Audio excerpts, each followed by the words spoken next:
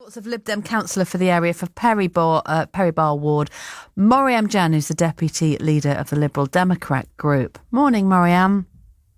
Hello, how are you? I'm very well, thank you. Do you think someone needs to be held accountable for this? Do heads need to roll over this? Oh, definitely. And this is what I've been saying for a long time, because people need to be held to account. A lot of our citizens, our residents are suffering because of this. Now, 8 million a year for 40 years, our citizens would have to pay back. That's not fair. This was supposed to be a golden decade. There is no golden decade. There is no legacy. And everyone is just now going to basically struggle and suffer because of Labour Council that failed our city. Was it just a problem with circumstance, though? Because kind of COVID hit, so the development didn't get done on time, the athletes never moved in. Was it just unfortunate, or is it mismanagement? Mismanagement. Something like this should have been looked at, discussed on an open table. Decisions were made behind closed doors, which shouldn't have done. There should have been transparency. Myself and my ward colleague, Councillor Hunt, we was not put in the loop correctly. We weren't given the correct information, and we were against a lot of these projects. And we said that no, this is not going to work out. But it was falling on deaf ears. We didn't want the flyover to be removed. We wanted to be consulted more about the homes, the road layouts, the junctions, the local businesses that suffered. Everyone in that community have suffered. One Stop have suffered. They've lost a lot of business due to the works. And it's like everyone's been, due to the Commonwealth Games, it's like it didn't matter what the citizens wanted, the residents wanted, what the ward councillors wanted. They just wanted to go ahead, regardless to what the financial circumstances. And now these apartments are sitting empty, where it should have been offered to first-time buyers so they could get onto the housing ladder. They couldn't do that. So I had to support some of the individuals that basically had to get their refund back because the money that they spent of getting surveys done from the banks and so forth. So it's been a really horrible journey.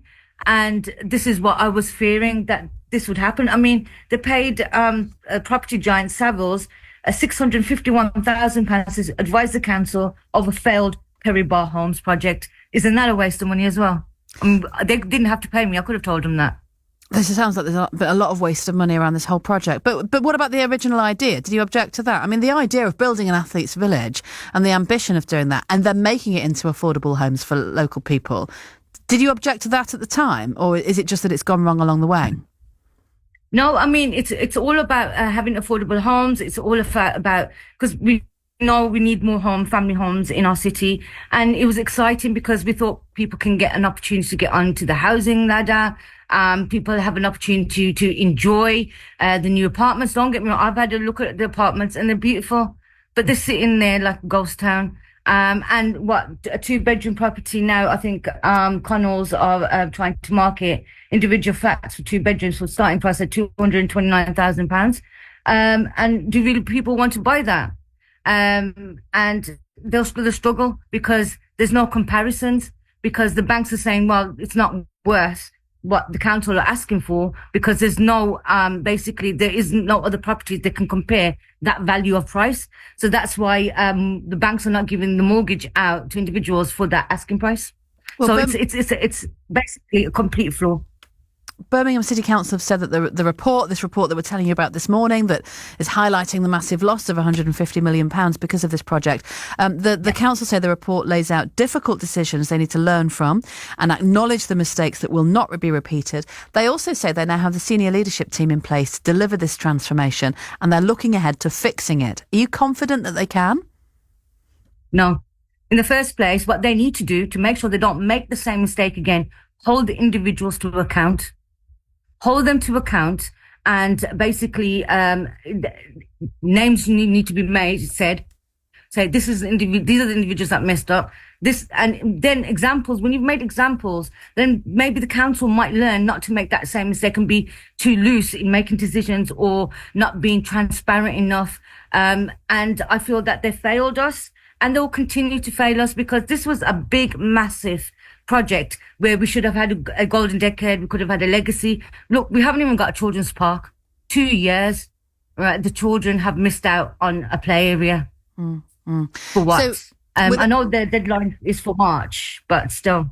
Without naming names, because we haven't got people on to defend themselves, but you want people to lose their jobs over this, do you? Or lose their positions in the council? Well, put it this way. Imagine if I did something like this and being an elected member. Don't you think people would hold me to account? And in what way should that happen? What do you want to happen? I mean, it's best to basically, well, you know what, name and shame, because at the end of the day, we need to know who is responsible. I mean, maybe we all know who's responsible, but names should be mentioned and maybe positions should go, because why are we trusting individuals with people's lives, finances in their hands when they've completely messed this up? Our young future are going to suffer. Communities are going to suffer. People are moving out of Perry Bar. So many residents said they've had enough. They don't want to live here no more. And they've gone. Morriam, thank you very much for explaining your position on this. Morriam Jan is a Liberal Democrat, Deputy Leader on the Liberal Democrat group. Quite clear what she thinks. Well, as I say, Birmingham City Council have told us this. The report lays out difficult lessons the organisation needs to learn, and they welcome the views and recommendations from the commissioners. We now have the senior leadership team in place to deliver this transformation and are committed to ensuring the council becomes financially sustainable. The Perry Bar residential scheme will still deliver much needed homes for the northwest of the city, with high quality and affordable homes for rent and sale. And the recent deal with Legal & General Affordable Homes will ensure that double the number of affordable homes set out in the planning application will now be provided. We'll keep an eye on this one. While you're on us.